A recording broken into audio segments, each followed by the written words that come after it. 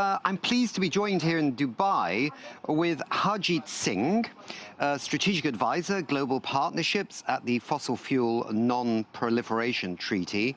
And joining us in Stockholm, we have Martin Bjorgel, who's Head of Pension and Insurance Offerings at Handelsbanken. Martin, if I've got that terribly mangled with your last name, just clear it up for me when you come in. And also Ingmar Rentshog, who's the CEO and founder of We Don't Have Time. So let's start with you, Harjeet. Loss and damage, key phrase here at the COP. How does this connect to the need for other funding mechanisms to spur the phase out of fossil fuels and the adoption of alternatives?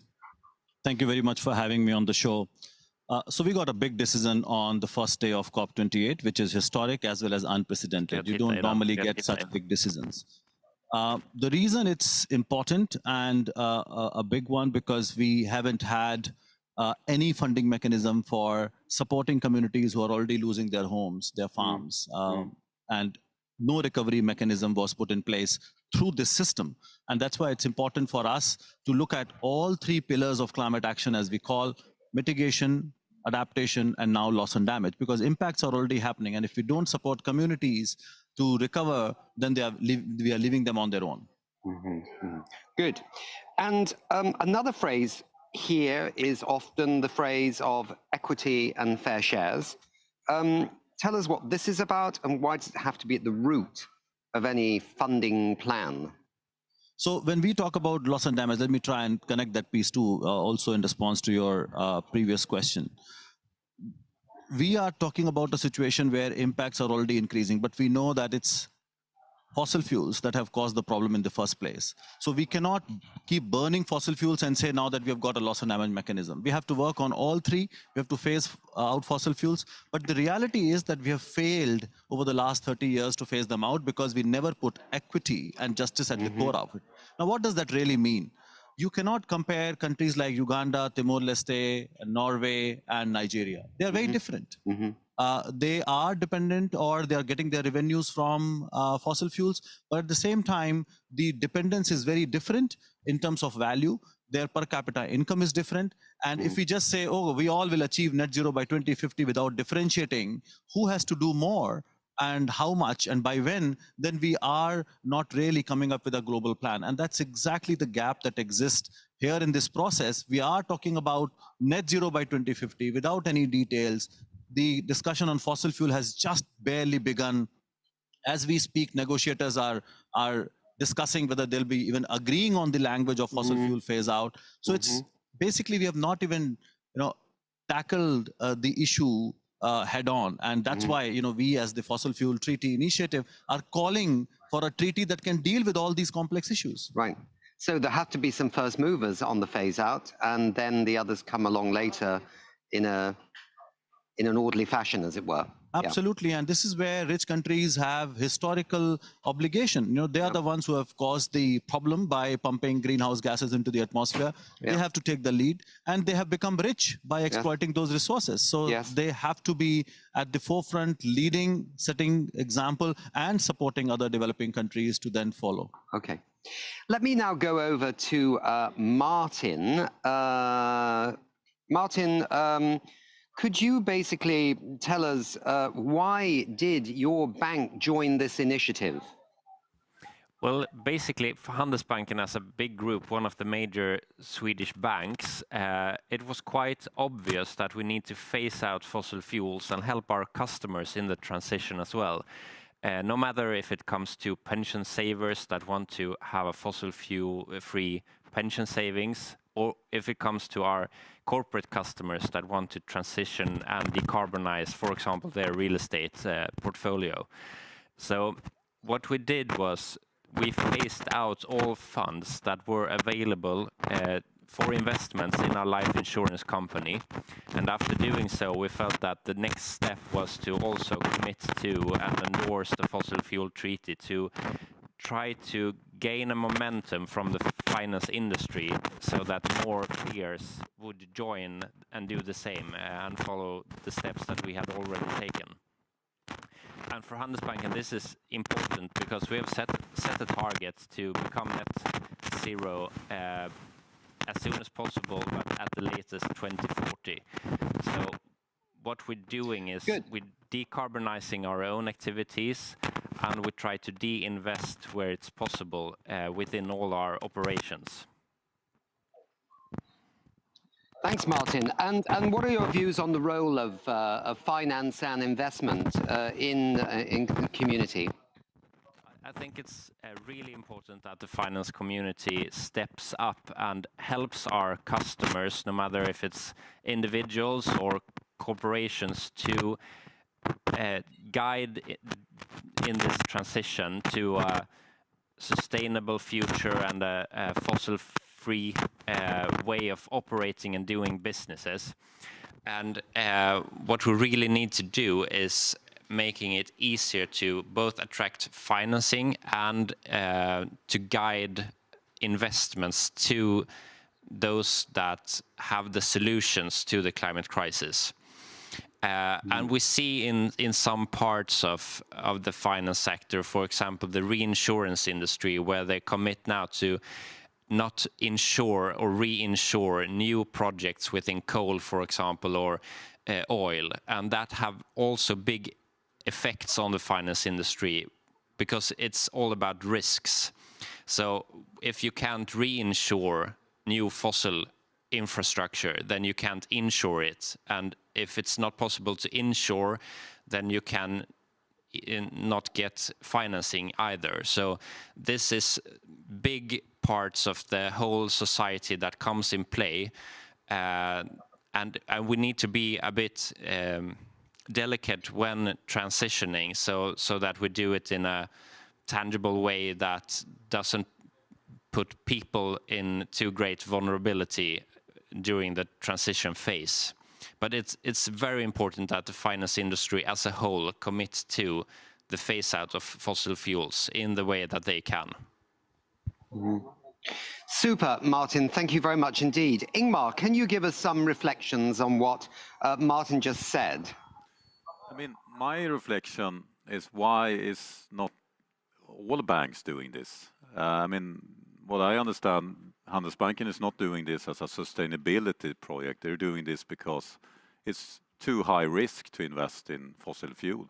And if you're too late to invest, you will lose a lot of money.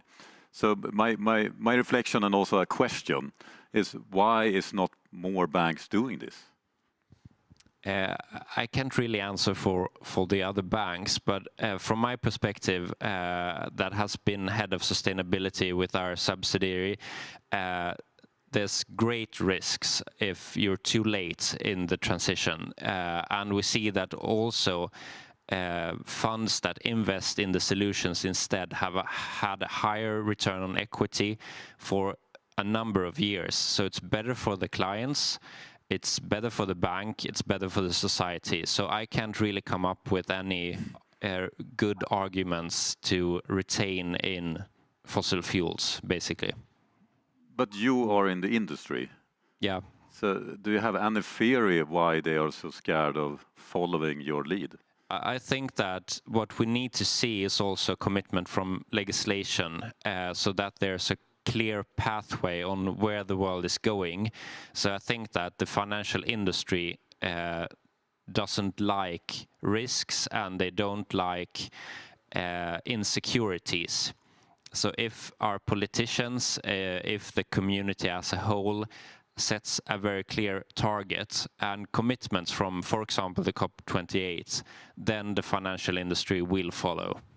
So this is, I think you're totally right, and what have been discussed previously on those shows we have been doing from COP28 is that legislation will never happen if you don't have companies going in, doing it before legislation is happening. So what Handelsbanken is doing is actually what's needed to be done, and I'm very proud to just be Swedish because Handelsbanken is a Swedish bank. I'm also very proud that the bank we at the time are using is Handelsbanken since the day we were founded 7 years ago. So I would like to award you a climate love that you can wear very proudly, because what Handelsbanken is doing is showing true leadership in a world that are unfortunately lacking that many true leaders. So thank you so much for that. Thank you, and we will wear this proudly and keep trying to build momentum within our industry and helping our customers also in their transition. Thank you. Thanks, thanks, guys. So Handelsbanken is one of the banks that have joined the treaty. Another one is Triodos. Let's watch this pre-recorded interview with Jeroen Ripkema, CEO of Triodos Bank.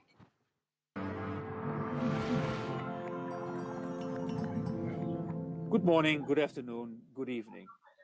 It's a bit quiet. I'm happy to see you joining us at the COP28. Do you know that half of the poorest people in the world are responsible for only 7% of all carbon emissions, whereas 10% of the richest individuals are responsible for 50% of all emissions, according to a recent Oxfam Novib report? We think that we have to address this at the COP28. It's about phasing out fossil fuels, about a meaningful loss and damage fund, and about climate finance. That's what we think should be addressed at the COP28. The efforts of governments, the financial sector, and the businesses must accelerate and must intensify to stay within the limits of the Paris Agreement.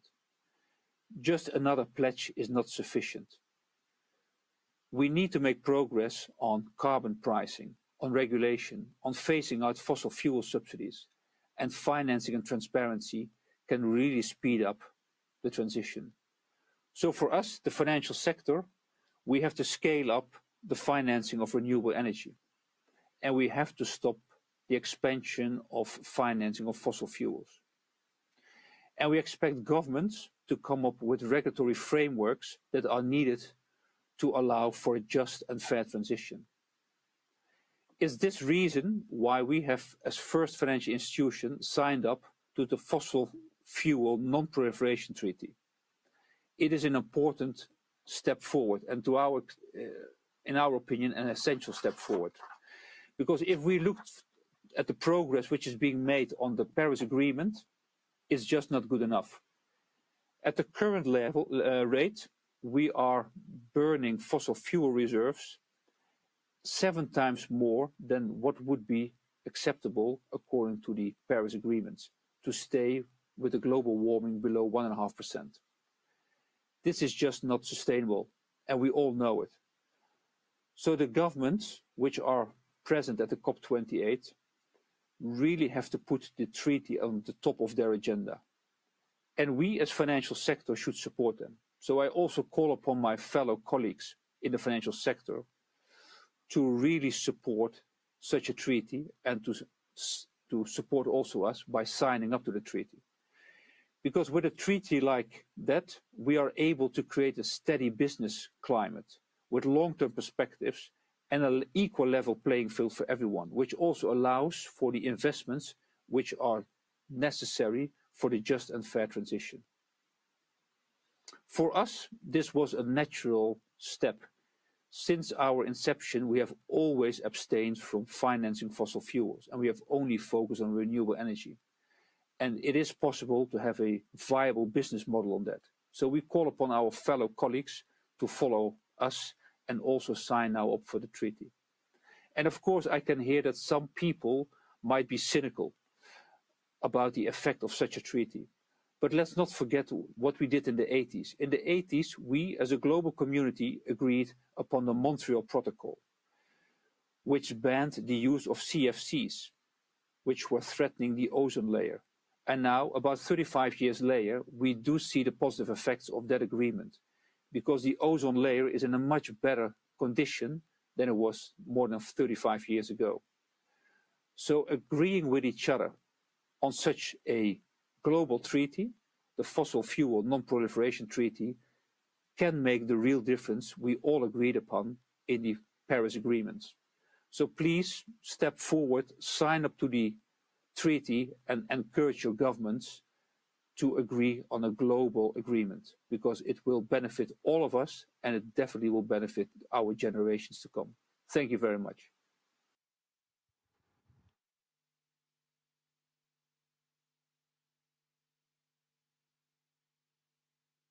comment on what these bankers are saying about what they're doing and why it's important. They're doing the right thing, and many more have to join. I think it's important to understand that we have to stop that supply of finance to bad things and put more money where we can make a lot more green investments. And I think the banks also need to realize that if they continue to put money in the fossil fuel sector, they are risking a lot more. I mean, the arguments that we are hearing that renewable energy is a risky business. It's not. It has provided so much of return, and we know that's the future is.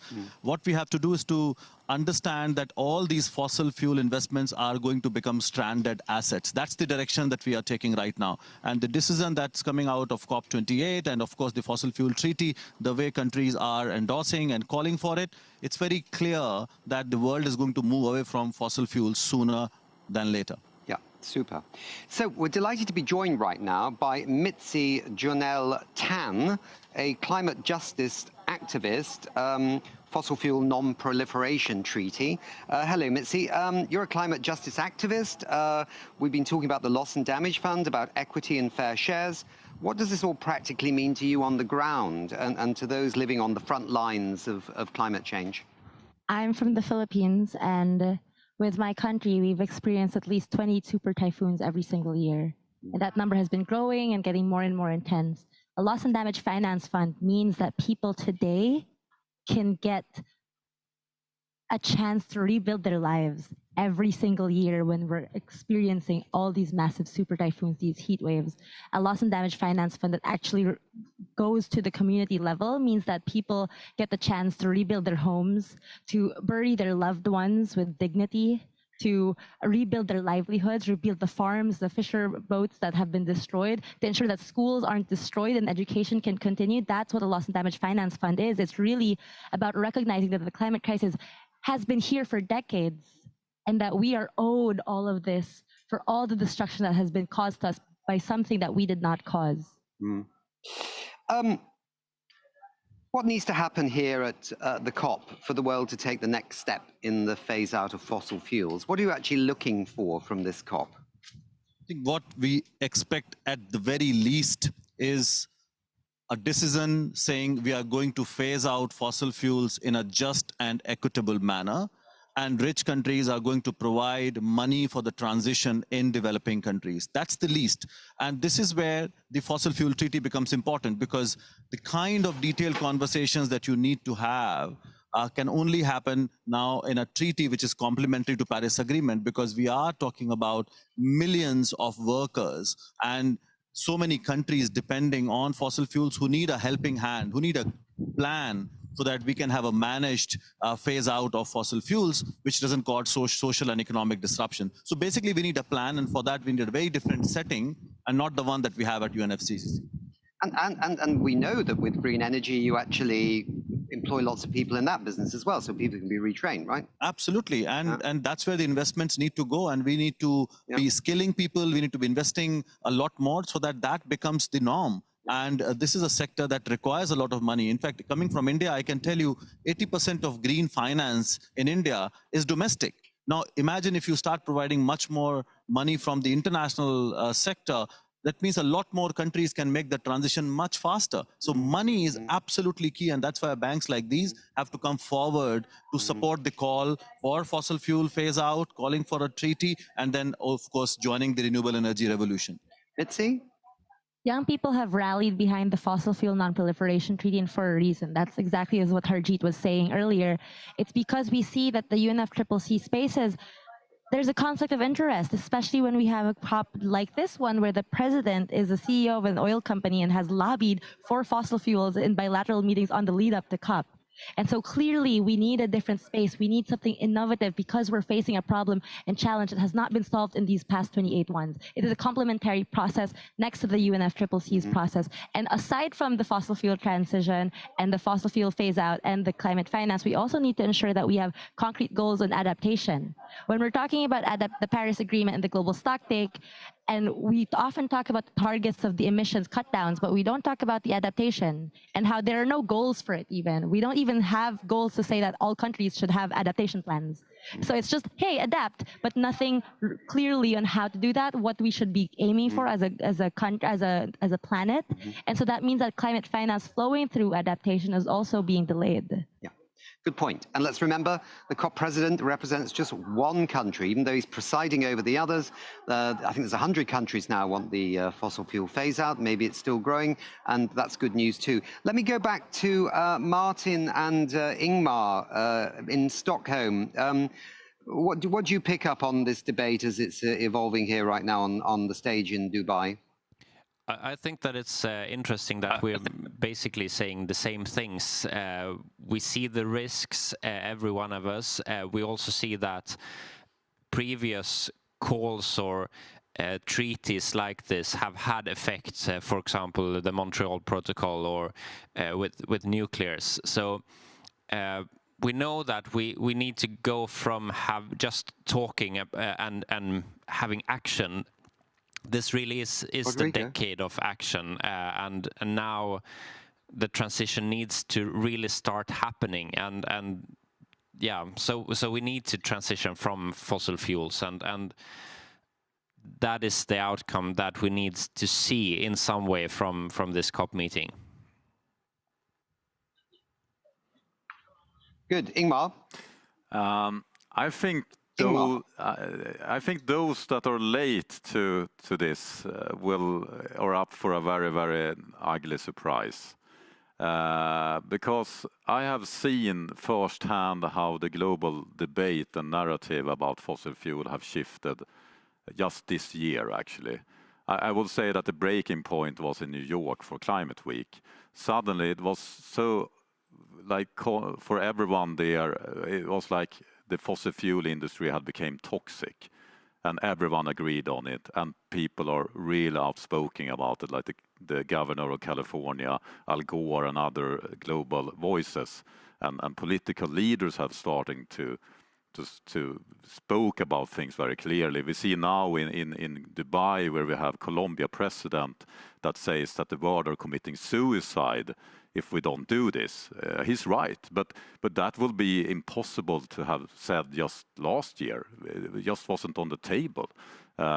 So fossil fuel industry becoming toxic. 100 countries are now supporting a phase out. And it's not just the small countries, like countries like UK that are heavily dependent on fossil fuel themselves and extracting it like crazy. It's a little bit schizophrenic, but anyway, they're supporting it and they're driving it in the negotiations. So all this comes, I mean, even if the COP meeting will probably not end up with a phase out, let's hope it do, but we don't know, and we need to have 200 countries on board. But this will not change the fact that this is now the breaking point for the fossil fuel industry, where it becomes toxic, and a toxic industry is not an industry you will want to be invested in, because that will mean a financial crisis when more banks will do like Handelsbanken and the other bank we have here today. When they join, there will be a fast runway to the door, and we all know what's happened with assets. It's stranded assets, it will lose, it will fail, and people will get burned. And you have the insurance businesses driving it as well. So it's game over for the fossil. It's just a matter of time. The clock is ticking. And if you're invested in fossil, you will lose money, and no one wants to lose money. What happens between now and the end of this COP in terms of what work you're going to do here? Is it lobbying more countries to sign up to the fossil fuel phase out and, of course, the treaty itself that you guys are developing? What is it? What are youth activists doing to try and bring this forward? We'll be doing all of that and more. It's really getting more and more countries to realize that we need that fossil fuel phase out. Also ensuring that people back home understand what's happening, and that what's happening here in the spaces here don't get left behind here, because we need to ensure that the people back home know to implement and hold the leaders and their pledges here accountable once they're home to actually implement these measures. And it's also about ensuring the human rights conversation around climate justice, understanding that is the core of the issue. Really, is that what we're doing is we're fighting for life. Yeah. So with 10 countries coming together and calling for a treaty really means something very, very serious, and that's how the world leaders should look at, and especially Colombia. which is dependent, which has got the political will, and saying that the current international system doesn't deliver and I need support. I'm ready to make that transition. Are you there with me to support?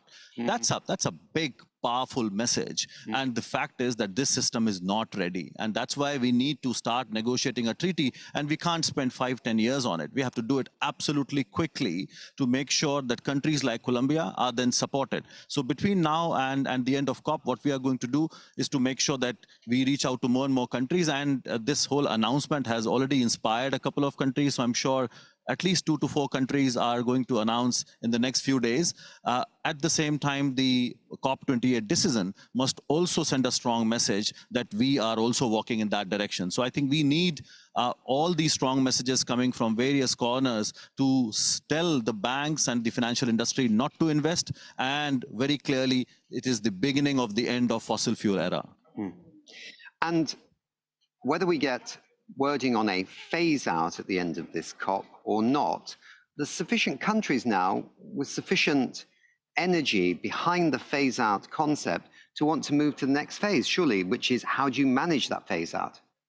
So I would think that you're going to be quite busy after this COP, whatever the wording is here, because there's enough countries now that want to know, how do we work out the phase out here? How is it fair? How is it equitable? What happens to Timor-Leste?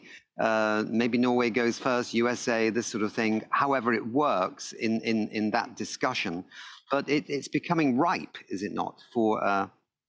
Absolutely. So this particular process, Paris Agreement, only talks about what, and that only part of it, which is only reducing emissions and not talking of the supply side. Yeah. Fossil fuel treaty is all about how and who needs to do how much, by when. All these details have been missing. And that's why we have not seen progress. Now we need to start talking about those details. And as we say, take the bull by its horns. Talk about those issues. Let's put the interest of workers and communities at the center. See what's going to happen if they're going to phase out, especially developing countries. Rich countries have resources and technologies. You can do it much faster. Lead by example. Yeah. And that learning can be implemented in other countries. We need to come down to hardcore business and implementation now. Yeah. Because, of course, the Paris Agreement was all about you set your plan to reduce your emissions, and however you want to do it's kind of fine by us, but is silent on the core elephant in the room, as we're calling it. We actually have an elephant, by the way, in the room in Stockholm, which is the fossil fuels themselves. Well, yeah. I said that 2 years ago, that elephant is not even in the room. Yeah, right. Right? So elephant has been outside the room for the last 30 years. It's barely beginning to... Yeah, it's knocking on the door. You're seeing glimpses of Yeah, it's knocking on the door quite loudly, is the elephant, isn't it? Yeah. Absolutely. It's coming in, yeah. Okay, I think it's probably time for us to think about going back to Stockholm, but this is a really interesting debate. We'll be carrying on with some more programs, I think, from Dubai on the fossil fuel non-proliferation treaty and what the implications of all that are. But I'd like to thank the wonderful guests here for being with us, and we wish you best with all your work. And yeah, so